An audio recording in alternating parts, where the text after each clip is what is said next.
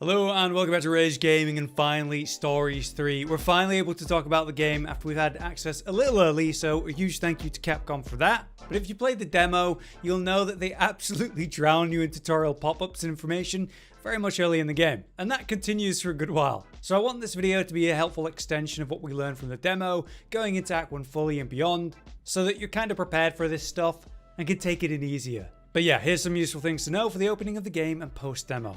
So one very important mechanic to see key info for tougher fights, whether it's an over-leveled enemy or one of the various types like you're dealing with a feral or it's an invasive, you can use the status page to learn everything you need to know instead of playing a guessing game. On a controller it's like RT or R2, at the bottom left you can see it. So as I press this button we get this all different UI, and what's important here is I actually see the target's level. So on this save, I'm somewhere around like level 20 or 30, dealing with a level 62 Astalos. Maybe this is a bad idea. But more important than that is the ailment resistance and the element resistance information.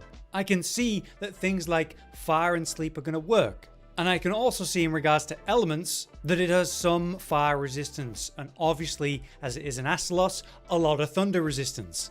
So a particularly good element to use against this target would be an ice attack of some kind, and naturally that leans into having a nice balanced party so you have access to the different things like I need ice right now and you can use it.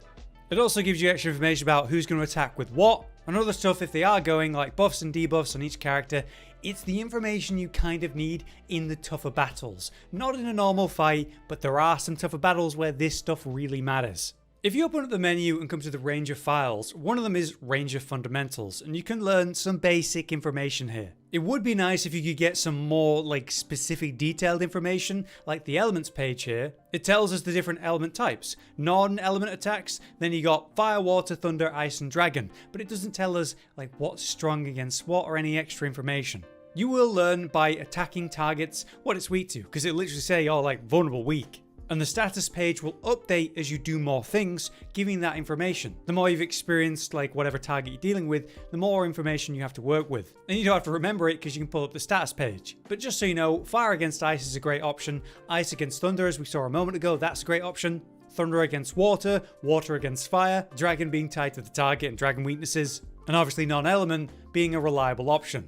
When we look at Azuria, the first sort of map and region of Act 1, you can see all of the caves, aka dens, at once. Don't forget that you can change the level by seeing some secret areas you may have revealed. Even small locations like this are important to be aware of. But obviously there's two types of dens that we're going to care about here. We have the rare den, the golden one, and then the even better, the super rare den.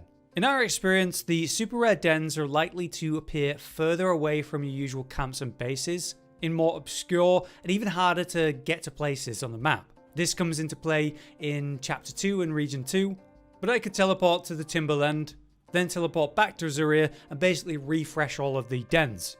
Or you could full reload the game. Each time this will refresh all the dens on the map, giving you a chance of a super rare den spawn, and when it comes to habitats, hopefully in the correct borders and region. Now, going into dens, you can have different events, but the thing that I want to tell you about first is the double nest event, which happens a lot and is very important. Here at the bottom right, you can see you've actually got 2 egg slots, and yeah, there's 2 nests. In usual dens, you go in, you pick up an egg, you do it 3 or 4 times, you get a warning, last few, and then you get out. There's a very limited amount of eggs in the nest. But if you get a double nest, for whatever reason, you've got infinite chances, allowing you to pick up eggs after eggs after eggs loads of times, 50 times, to the point where it's almost infinite. This allows you to re-roll the egg you're looking for, such an extreme amount that you're very likely to find the egg you want as long as you're willing to keep looking. If you're unaware you can do that in a double nest, well now you know. In regards to the map, one other thing I want to mention is the quote-unquote secret areas. It's not so secret in Azuria and Region 1, right? But there's obviously a cave up here, where if you've got a swimming monstie, you can swim up and reveal. That's important to know. There's also smaller ones as I've shown. In the second region, there are waterfalls that you can pass through and reveal secret areas of importance in regards to invasive monsters. If you do find a secret area and your hunter says something like, something isn't right here, we should return at night, that is a location where if you come at night, an invasive is going to show up there, and that's going to be very important. Next, I want to talk about a couple gear things to mention. First up, decorations, which you can buy at a variety of merchants. Under the exchange for special goods tab, you have the initial section, and as you progress the game, you get more options. If you bring yourself to the party screen, you can choose change equipment, and we can see what decoration slots we have. On my greatsword here, I have 1 decoration slot that I'm using. On the hammer, none. Meanwhile, the bow's got 3. The armor can also have a decoration slot. To change these, we just go to the sort of equipment screen, and in this case I have to press X or square on a controller, and I can slot in some kind of decoration into that slot. You see, I can unlock more by upgrading it. This is also important for armor, because the decorations you find out in the open world can be really useful, such as non-element defense boost. A lot of attacks your way are gonna be non-element. Taking less damage in general because you've got a decoration slotted in is easy.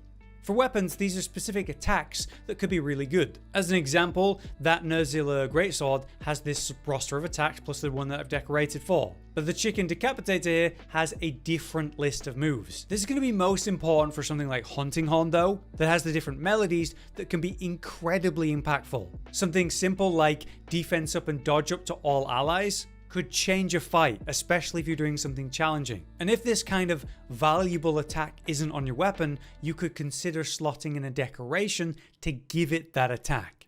And across guides, I think you're going to hear a lot about the anti-one-hit KO skill. So different armor has different skills on it, of course. This Lumu armor has Divine Blessing and Stamina Surge Small, not bad. But we're talking about anti-one-hit KOs, which is basically like Guts Tenacity or Insurance or something like that.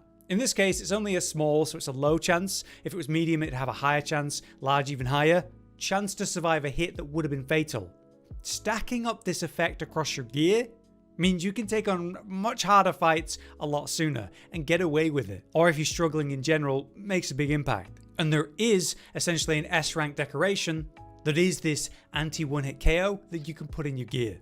Lastly, I just want to mention the Ranger side stories. There is 1 Ranger side story per sort of Ranger per chapter, and these are well worth doing. They unlock upgrades for the Rangers, like better skills, different weapon options, better monsties, and unique upgrades too, like Eleanor's, which will unlock new food buff options. Now for some quick advice.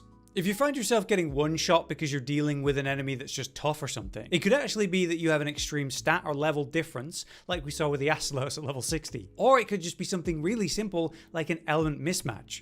Take a look at the gear you're wearing. You can see the element resistance. When I was wearing Lumu armor in the opening of the game, there was quite a few fire monsters that were absolutely destroying me because I'm super vulnerable to fire while wearing it. Even though the defense stat was the highest option I had at the time, it was probably safer for me to wear the Ranger armor, even though it's got lower defense, because I'm not going to get absolutely eviscerated by elements when I'm wearing it. On that note, if I'm dealing with a water enemy, slapping on this Lumu armor before the fight, or say I encounter a fight, have to run away, get defeated, slap on the water resistant armor, and that changes the fight. Now, as I mentioned, the Hunting Horn is incredibly good, especially early game, especially when dealing with tough stuff early. This is because of the ridiculous use of the AoE buffs that you get from a Hunting Horn. A great example of this early then is the Magia Charm, which you can get in the opening section of the game. As I mentioned earlier, it has something like Defensive Ditty, defense up and dodge for all allies. You can literally zero out the damage, if not just reduce it. Rallying Refrain, which means you get regen for the whole team. Soothing Song, which is just straight up a heal. Immunity to abnormal status for the team. And something insane like Pulsing Melody that recovers 1 heart. So you can get this at the start of the game. You just have to actually find the recipe book. It's basically the bug Hunting Horn. Then you craft it at the blacksmith. Last thing to mention for this section is the ridiculous power of stat boosters. Demon Drug and Armor Skin we know from the original series, right? But they're actually different in this game. For example, the armor. It's not a small flat number increase, like a little bit of extra armor in this game. It's straight mitigation, which could literally change the monster's ability to one-shot you at certain breakpoints, with similar benefits for Demon Drug. So these are obviously really good. You seem to get access to them at the start of Chapter 2. In the Timberwood. I was able to buy them for the first time from the first merchant after setting up the first camp. I could also exchange for the recipes of them, so if I get the materials, I can craft them instead of spending a lot of points, so well worth investing in. Right, so one main power progression that you're going to have is the classic Rite of Channeling mechanic, which is unlocked, if you're wondering, after powering through the story in Chapter 1. Once you deal with 3 feral monsters back to back, which ends with the feral Gypsyros, the very next main story quest after that will unlock it. Then, using Rite of Channeling, you set up your monstie with good genes by collecting monsties, and you take all the good genes that you want from those monsties, slam it into the one you're actually using. Now in Stories 3, there is some really nice quality of life in, say, the ability to look at a list of all the genes you currently own and can get, instead of looking individually at monsties. That's fantastic. And another great detail, the monstie that you transfer from, you take the gene from, isn't then randomly deleted, which then lets you move more genes from that monstie if you want, or, I don't know, invest in it later.